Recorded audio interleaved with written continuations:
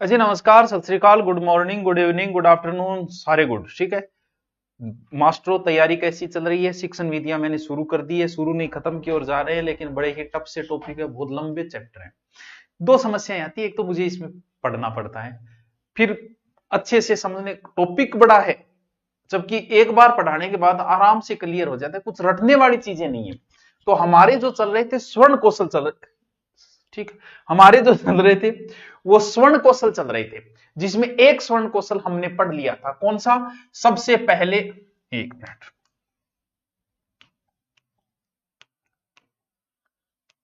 सबसे एक स्वर्ण कौशल हमने पढ़ लिया था। अरे तो बेटी का बाबू चाल जाओ। कौन सा? स्वर्ण। सबसे पहला काम क्या होता है बच्चों? सुनना। ठीक है, ये हमने पढ़ लिया था। सुनने का विकास कैसे करना है, स्वर्ण ध्वनियों का विकास कैसे करना है, आदि आदि आदि आदि प्रकार की चीजें पढ़ ली।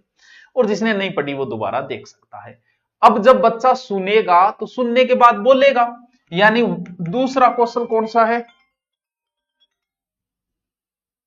दूसरा क्वेश्चन कौन सा है? बोलना।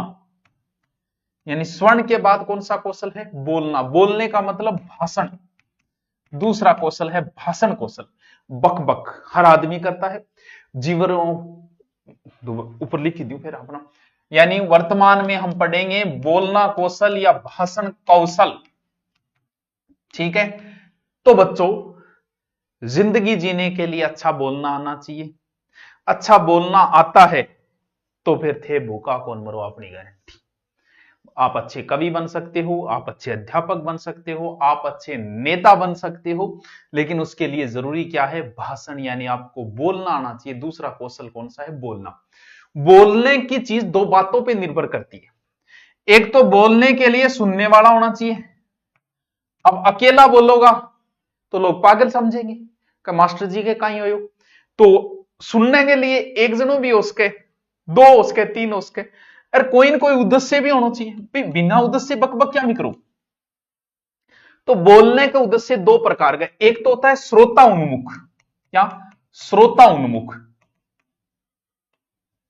उन्मुख, श्रोता उन्मुख, नहीं आता होगा। श्रोता उन्मुख, देखो, श्रोता उन्मुख का मतलब यह होता है कि कोई ऐसा व्यक्ति जिससे आप बात कर रहे हो, दोस्ती कर रहे हो, रिश्तेदारी में बातें कर रहे हो, या जिस भी हिसाब से एक नॉर्मल तालमेल आमतौर पे हम करते हैं। एक होता है बोलने का उद्देश्य संदेश उन्मुख।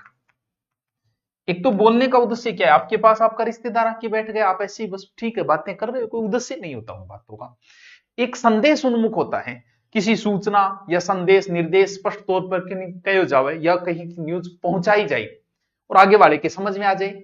यह आमतौर पर औपचारिकता होती है कि भी ऐसा ऐसा है, सुनिए सुनिए सुनिए सुनिए, राजा जी ने यह सूचना दी है। तो वो एक प्रकार के संदेश, सुनिए सुनिए सुनिए, कल से 1000 और 500 के नोट बंद। अब बात यह थी कि ये जो मौखिक अभिव्यक्ति यानी भाषण, जिसको नाम है मौखिक अभिव्यक्ति, समझना है बच्चों, सिर्फ समझना है इनको, ज्यादा लोड नहीं लेना है दिमाग पे। फिर आप अपनी किताब में पढ़ोगे, आपको सब कुछ समझ में आ जाएगा। उद्देश्य क्या है? क्या उद्देश्य है भाई? हमने सबसे पहले आपको क्या किया? हमने स्वर्ण कौशल शुरू किया। स्वर्ण कौशल के बाद में अब बोलना कौशल। क्या उद्देश्य है भाई इसका? जैसे सुनने कौशल क्यों विकसित किया था कि ध्वनियों को पहचान सके, और बोलना क्यों सिखाया जा रहा है? कि जरूरत पड़ रही है भाई बोलना, बिना बोले के काम कौन सा है? मौन व्रत ले लियो ना, बोलना तो पड़े ही पड़ेगा। देखो, मौखिक भाषा की एक अभिव्यक्ति है जिसे बोलने से भाषा सरल माध्यमों से गुजर जाती है। भाषा, मौखिक भाषा का प्रारंभ ही मुख से होता है, और अभ्यास और बार बार अगर प्रैक्टिस करांगा आप बोलना तो अच्छी भाषा निकलेगी। अगर आप भाषा का प्रयोग में कुशल वाणी, वक्ता या जादू, थोड़ा सा या भाषा में एक तड़को आ जाए, लोकप्रिय नेताओं के भाषण, इसके प्रमाण है कि बोलने से क्या था। बोलने के तरीके पे डिपेंड करता है। आप गलत से गलत बात भी किसी से हां भरवा सकते हो। डिपेंड ये करता है कि आप उस बात को पूछते कैसे हो, पूछने के तरीके पे डिपेंड करता है। कहते हैं राजा के दरबार में एक व्यक्ति आया, उसने राजा की कुंडली देखी, देख के बोले महाराज थे तो बहुत लेट मरोगा, थारा टाबर टिक कर रहे थे तो पहली 60 साल जब मर में, बहुत अशुभ आदमी तो टिंग टांग तो पहली मर जाएगा तेरे सामने। अब राजा जी ने उसको सजा दे दी। यही बात दूसरा आके बोलो, वाह वाह वाह वाह, राजा जी आपकी तो क्या उम्र है, आपकी उम्र तो आपके बेटे पोतों से भी ज्यादा उम्र है। राजा जी राजी हो गया। बात दोनों ने एक ही बोली। कहते हैं कि दो दो व्यक्ति और गुरुजी के पास गए ध्यान और सीखने के लिए, यानी भगवान की भक्ति के लिए गए दो व्यक्ति, ठीक है। अब दोनों ही सिगरेटबाज, सिगरेट पिए। एक व्यक्ति पूछने गया, कभी सिगरेट पी सकूंगे बैठिए, यानी जब सत्संग चल रही है या जब भगवान की भक्ति चल रही है तो सिगरेट पी ली में भी टाइम गुरुजी ललकारे बोले के तरीको है तेरे, पूजा पाठ का टाइम थोड़ी पिएगो, ध्यान करती टाइम सिगरेट थोड़ी पिएगो, उसे इजाजत नहीं मिली। दूसरा गया, बोले एक बात बताओ, क्या सिगरेट पीते पीते भक्ति कर सकते हैं? बोले हाँ बिल्कुल कर सकते हैं, ध्यान कर सकते हैं। बोले बिल्कुल सिगरेट पीते पीते। बात दोनों की एक ही है, लेकिन एक ने इजाजत ले ली बोलने के तरीके से, दूसरे ने नहीं ली, यानी दोनों ने बात एक ही पूछी है। यानी बोलने की अभिव्यक्ति पे डिपेंड करता है कि आप कठिन से कठिन भाषा, कटु से कटु भाषा, कड़वी से कड़वी भाषा को भी आप मीठे शब्दों में आगे वाले पे प्यार दोगे। ले भाई, तो विचारों का एक आदान प्रदान जो है वो मुख द्वारा ही होता है। और अशिक्षित कोई व्यक्ति है, पढ़ा लिखा नहीं है, वो ज्ञान कहां से लेगा? वो सुन के ही तो ज्ञान लेगा, बोल के ही तो ज्ञान लेगा, किसी को बोला हुआ सुन के ज्ञान लेगा। अकबर अनपढ़ था लेकिन सबसे ज्यादा ज्ञानी था। क्यों था? क्योंकि अकबर एनी टाइम अपने पास में रखता था पढ़ा लिखा, बोल किताब सुना वो करो, तू रामायण सुना, तू गीता सुना, तू वहां सुना, इससे उसको ज्ञान हो गया। यानी बोलकर भी आप ज्ञान ले सकते हो, सुनकर भी ज्ञान ले सकते हो। और रोजमर्रा की जिंदगी में थाने गठन घटे तो बकनो पड़ेगा, बोलना पड़ेगा। समझ गया बात है? तो इसका बोलने का क्या बताया आपको, क्या जरूरी है, क्या उद्देश्य है। अब मैं कहूं कि छात्रों को क्यों बोलना सिखाया जा रहा है, भाई इसके पीछे क्या उद्देश्य है कि ये बोलना विभक्ति छात्रों को सिखाई जा रही है। देखो क्या क्या उद्देश्य। छात्र अगर बोलेगा तो शुद्ध बोलना सीखेगा, पूर्ण विराम कहां प्रयोग करना है, धीरे कहां बोलना है, जोर से कहां बोले, ये चीजें कब सीखेगा? जब छात्र खुद बोलेगा। जब क्लास में टीचर एक छात्र से प्रश्न पूछेगा, पहले दिन झिझकेगा, दूसरे दिन हो सकता है, तीसरे दिन वो सब क्लास में खड़े होकर उत्तर बता देगा, यानी निसंकोच वो बोल पाएगा, बेझिझक बोल पाएगा, स्वाभाविक रूप से अपनी बात प्रस्तुत कर सकेगा। इसीलिए छात्र को बोलना सिखाना जरूरी है। और जब वो बोलेगा तो नए नए शब्दों को सीखेगा, उसका शब्दकोश क्या होगा, बड़ा बनेगा शब्दकोश, और सरल मधुर भाषा बोलना शुरू कर दिया, कई कर्कश भाषा में नहीं, कड़वी भाषा, तो वो बोलेगा, अध्यापक उससे बुलवाएगा तो वो चीजें सीखेगा, क्रमबद्धता सीखेगा कि कौन सी बात पहले कौन सी, मैं चाय पी गया, चा पी गया हूं, यानी उल्टा सुल्टा नहीं बोल दे, पहली पछे नहीं बोल दे, तो ये कब सीखेगा? वो जब खुद बोले, सुनने से नहीं, उन चीजों को जब खुद बोलना शुरू करेगा। सुनने तो इंग्लिश सुना वो करो थानते, इंग्लिश सीख जाओगा कि इंग्लिश फिल्मा देख वो करो। जैसे इंग्लिश मीडियम स्कूलों में बच्चा जा रहा है, वो इंग्लिश क्यों नहीं सीख पाता? क्यों? वहां जाके वो सुन रहा है, खुद बोलना, बोलने कहां, घर आते ही भाई मारवाड़ी बाची चलेगी, टिंगर चा पी ले, सीखेगा कहां से? क्यों? बोलने का उसे मौका ही नहीं मिल पाता है। बोलोगे नहीं तो फिर आप भाषा को नहीं सीख पाओगे। इसीलिए बोलना छात्रों के लिए सिखाया जाता है। समझे बात? समझे बात? ये तो अब बात है कि आज को बोलने की क्रिया है जगह ना पाके बोलते मौखिक अभिव्यक्ति, मौखिक अभिव्यक्ति बस समझना है, समझते जाओ, आप प्रश्न सोल्व कर दोगे। फिर के तरीकों बढ़ाई जा सके चिंतन शक्ति को। क्यों? जैसे वाद विवाद, वाद विवाद अगर करे तो बोलना सीखोगा। थारी डिबेट करा दे तो थे सीखो आको नहीं बोलना कि डिबेट कौन देखा है, वो कितना होशियार लोग कैसे कैसे बोलते हैं, बात को तुरंत बात। तो इससे वाद विवाद से आपका चिंतन शक्ति का विकास होता है, विचार शक्ति का विकास होता है, अध्ययन शक्ति का विकास होता है। मैं कल कह दूं कि आपको नक्सलवाद पे वाद विवाद करेंगे तो आप नई नई चीजें पढ़ के आओगे कि इस पे बकना है भाई साहब, कभी बारी हंस के की बकनो पड़ सके। तो चिंतन शक्ति का विकास होता है। संवाद पाठ, मौखिक अभिव्यक्ति, संवाद करना, आपस में बातचीता करना, धैर्य सहनशीलता बहुत है। वाद विवाद में तो थापामुखी हो जाए कई बार, देखिए यूट्यूब पर बड़ा बड़ है, लेकिन संवाद एक अलग प्रकार का है। कब बोलना है, कैसे बोलना, वाद विवाद में तो कभी बीच और डट तू यहाँ क्या कहो, लेकिन संवाद एक अलग प्रकार का है। देश काल के अनुसार संवाद हुए और तार्किकता का भी विकास हुए। फिर वाचन और कविता, इससे भी मौखिक अभिव्यक्ति बढ़ती है। ध्वनि कविता से कहां क्या बोलना है, एक लय में कविता नहीं बोली जाती, कहां तेज करनी है आवाज, कहां धीरे करनी है, कहां गति रोकनी है, कहां विराम चिन्ह का प्रयोग करना है, ऐसी चीजों को से किसका मौखिक वाचन कविता से भी मौखिक अभिव्यक्ति का विकास के साधन है। यानी मौखिक अभिव्यक्ति के विकास के साधन कौन सा है, वाद विवाद है। वाद विवाद बोलना है, मौखिक अभिव्यक्ति सीधा सा आप उत्तर कर दोगे। संवाद आपसी संवाद है, और कविता और वाचन खुद बोल रहे और कविता पाठ इससे भी होते हैं। ठीक है, अगर मौखिक भाषा के बिना आप भाषा को नहीं सीख सकते, दोनों काम असंभव है, सीखना ही असंभव है मौखिक के बिना। एकले सुनना की को नहीं, बोलिया ही वेगो सुनबो करो नहीं, आप बोलो मत और ताउम्र इंग्लिश सुनते रहो। जैसे पंजाबी समझ में मेरे आती है, मैं पंजाबी गाने भी सुनता हूं, मेरे समझ में भी आ रही है पंजाबी, लेकिन मैं बोल नहीं सकता, मुझे पंजाबी बोलनी नहीं आती। क्यों? क्योंकि मैंने बोली नहीं, सुनी है उसे, पंजाबी फिल्मा देखा थे भी पंजाबी गाना सुनो, लेकिन थे बोल लियोगे पंजाबी, थे को गुरुजी कौन बोला, क्यों? क्योंकि बोलने की प्रैक्टिस आपको नहीं है। तो बोलने से ही आप भाषा को सीखोगे। अब है मौखिक अभिव्यक्ति की विधियां, कौशल, यानी मौखिक अभिव्यक्ति कौशल की विधियां। जैसे हमने पहले पढ़ी थी किसकी, सुनने की, अब पढ़ेंगे मौखिक की। मौखिक अभिव्यक्ति कौशल की विधियां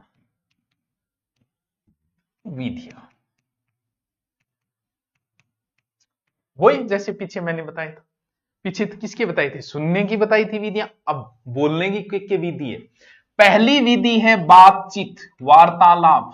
बच्चे को मौका मिलना चाहिए बोलने का, शिक्षक को चाहिए कि वह प्रत्येक छात्र को मौका दे। कोने का किन्हीं कौन बोलन बुलवाओ उनसे। कैसे बुलवाओ? हो सकता है आप सस्वर वाचन में बुलवाओ उनसे, बोल छोरा एक सागे बोलो। सस्वर वाचन के वह के एक लो टाबर बोलने तो जोर कैसे कबूतर नीचे बैठा रोड़ो मचा रखे, इससे उनकी मौखिक अभिव्यक्ति जो है ना, एक झिझक, एक संकोच दूर हुए। तो सस्वर वाचन भी टीचर को करवाना चाहिए। प्रश्न पूछो,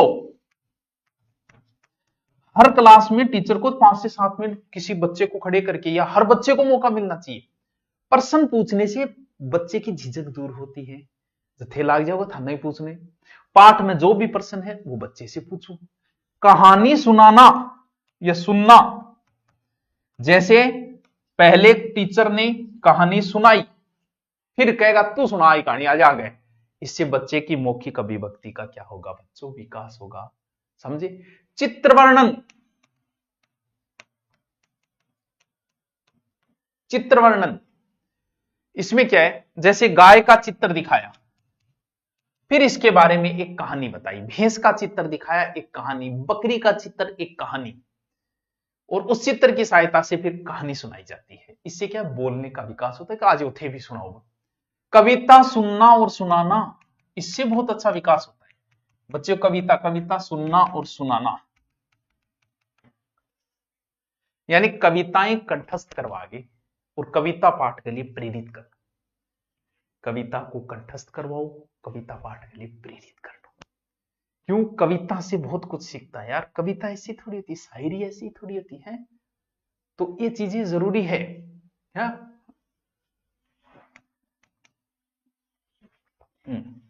परों को खोल, तो तय, जैसे शायरी में कहां ज्यादा बोलना है, कहां धीरे बोलना है, कहां रुकना है, कहां झटके के साथ बोलना है, वैसे ही कविताओं में होता है।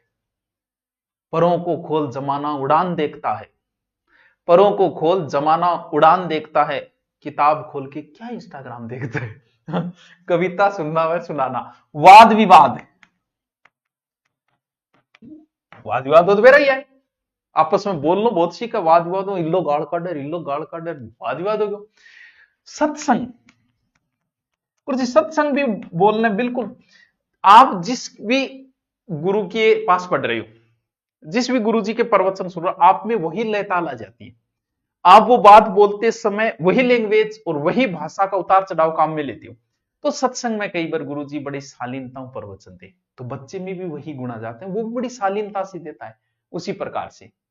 ठीक है, भाषण हो गयो, जैसे किसी बच्चे को बता दिया जाता है कल तेरे से ये भाषण सुना जाएगा, तो भाव प्रकाशन को महत्वपूर्ण माध्यम हो, और बौद्धिक स्तर, मानसिक स्तर भी बच्चे का विकास करता है। नाटक प्रयोग, आ गयो। नाटक भी अभिव्यक्ति को अच्छो अभ्यास हुए। रंगशाला बालकों भावों को दीक्षा, क्योंकि नाटक से भी, जैसे नाटक कर रहा है बच्चा, बोलना और सीखेगा इसमें। तो ये चीजें हैं जो आपके बोलने के विकास करती। पहले हमने सुनना कैसे जाता है, सुनने का विकास पढ़ा। अब बोलनो के तो बेरो वार्तालाप बोलनो सीखेगो, सहस्वर मतलब सगड़ा सागर में जाओ भी बोलनो सीखोगा, प्रश्न बोलनो सीखेगो, कहानियों बोलनो सीखेगो आदमी, चित्र बोलनो सीखेगो। तो ये बोलने की विधियां हैं, बात समझ में आएगी। मतलब टॉपिक टफ नहीं है, बहुत ईजी है, बड़ा है बस, तो हम थोड़ा सा इजी कर लेते हैं। अब मौखिक जो को भाव है, टीचर कुछ सावधानियां जरूरी है, यानी मौखिक भाव प्रकाशन में शिक्षक की सावधानियां।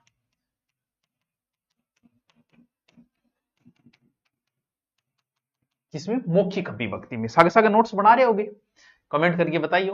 हाँ देखो के सावधानी, मान लो कोई बच्चों शुद्ध नहीं बोल रही है, शुद्ध नहीं बोल रहा है, तो क्या करोगा? के करा दो झापट की वेल देगा, पुराने टाइम में तो तो उसके बच्चे के मम्मी पापा को बताओ कि इसको प्रैक्टिस कराओ, इसको कुछ नहीं बोलता, वो चिलगम को चिगलम बोलता है, इसको सिखाओ, इसको प्रैक्टिस करवाओ, मां बाप को सूचना देगा और शिक्षक स्वयं अच्छा बोलेगा। अब मेरे को मारवाड़ी बोल रहा है तो टाबर मारवाड़ी बोलनी सीखेगा। तो स्कूल में ये चीजें नहीं चलती है, मैं आपको पढ़ा रहा हूं, आपको डायलॉग मार रहा हूं, आपके साथ मारवाड़ी में बोल रहा हूं। स्कूल में ये नहीं होता, बच्चा पकड़ता है आपकी चीजों को, इसलिए स्कूल में टीचर एकदम ऐसे टाई फाइर ऐसे स्टाइलिश बोलेगा, हाँ बच्चे किधर जा रहा है, पेशाब करके आ रहा है, पानी पी के आ रहा है। तो वहां बड़ी शुद्धता से बोलना पड़ता है टीचर को, और टीचर को क्रोध नहीं आना चाहिए। क्यों? क्योंकि आपकी मूल संवेग हमेशा आपके अंडर होनी चाहिए। टीचर के लिए सबसे जरूरी जो है उसके संवेग उसके अधिकार में हो। यह नहीं कि बच्चे ने कुछ कहा आगे री सर दो बेल दी, नहीं, इसका मतलब आपके संवेग आपके कंट्रोल में नहीं है। तो संवेगों का कंट्रोल होना चाहिए, टीचर को जल्दी से गुस्सा नहीं आना चाहिए, और बालक कोई प्रकार को संकोच नहीं होना चाहिए। और कठिनाई अगर अनुभव कर रही है कोई टाबर कुछ बोलने में, तो अधिक से अधिक टीचर उन्हें बोलने के लिए प्रेरित करेगा, बोलने का अवसर देगा। मान लो कोई बच्चों सामने आगे और बोलने में घबरा रही है, तो टीचर का कर्तव्य बनता है उसको बार बार बुलाओ, ठीक है? तो यानी ये टीचर के कुछ काम है। और कुछ टीचर कई बार खुद भी बोल रहे वो उतार चढ़ा लिया हुआ कुछ, जैसे बहुत से टीचर पढ़ाते हैं वो एक ही लय ताल में पढ़ा रहे हैं, वो गलत है। लय ताल ऊपर नीचे होनी चाहिए, कहां क्या वो। अब बोलना संबंधित कुछ दोष है, ऐसी नॉर्मल तरीके को बताऊं। देखो कौन से दोष? उच्चारण के दोष, यानी उच्चारण के दोष देखो कौन कौन से। देखिए तो इजी टॉपिक है, मस्ती मस्ती में बता दिया। देखो पूरा सानुनास्य, सानुनास्य, नास्य का मतलब नाक। कुछ ऐसे बच्चे होते हैं जो नाक से ज्यादा बोलते हैं, तेरा तेरा तेरा सुरूर। अब तेरा तेरा तेरा सुरूर है, लेकिन भाईडो तो नाक में गातो, वो भी बोलने की अशुद्धि है बच्चों। तो सानुनास्य वो होती है जब कुछ बच्चे नाक से बोलते हैं, वो अशुद्धि। दीनता, यानी कुछ बच्चा बोल रहा है इतना गरीबी या लगे शब्दा में गरीबी है, गुरु जी काल तो आयो को नहीं मैं, यार सवरों में इतनी दीनता, बोलने में दीनता है। कई बार गृहस्थ पदाक्षर कौन सी अशुद्धि में ग्रह, कई बार बीच का पद दिखा चाहिए, राम आम खाता है, राम खाता है, यानी बीच के गृहस्थ पदों को ही खा जाता है, शब्दा नहीं पूरा पूरा चेप जागो। निष्पीड़ित कौन सी कमी है? देखो निष्पीड़ित, निष्पीड़ित में क्या है? तुतला आगे बोल लो, सुभाजी निष्पीड़ित।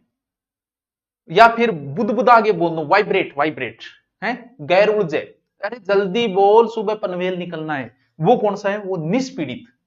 परगीत, अगली कमी कौन सी है? प्रगीत। प्रगीत मतलब कई गागे बोले सुभाष जी सर काल तो मैं आयो को नहीं, घरे मेरे काम हो, वो गागे बोल लो, वो भी गलत है। ओके सब बोल, वो प्रगीत। गदगदित, यानी गदगद स्वरूप बोल लो एक तरीको, वो गदगदित कमी। बोला ना गदगद हुआ, विलंबित, विलंबित किए, देखो विलंबित का मतलब विलंब करेगो, काल आयो क्यों को नहीं हो, काल घरे काम, यानी बीच में गैप दे देगो, वो भी गलत है, शब्दों में गैप नहीं दे। निरस्त, निरस्त यहां है इन तरीकों मारेगो अगले मुंह पर, काल आयो क्यों को नहीं, घरे काम हो, यानी अगले मुंह पर फेंक के मारना, ये भी गलत है। ये कुछ प्रकार की उच्चारण दोष बताए मैंने, जो अब आपको ध्यान रखना है कि कौन सा दोष किस में आएगा। अब अगला है हमारा पठन या वाचन कौशल। अब पढ़ना सीखना, पहले हमने सुनना सीखा, आज पूरा बोलना सीखा, 2 और बचे हैं, कल देख लेंगे, क्या बात है, क्या जल्दी है। Okay, thank you.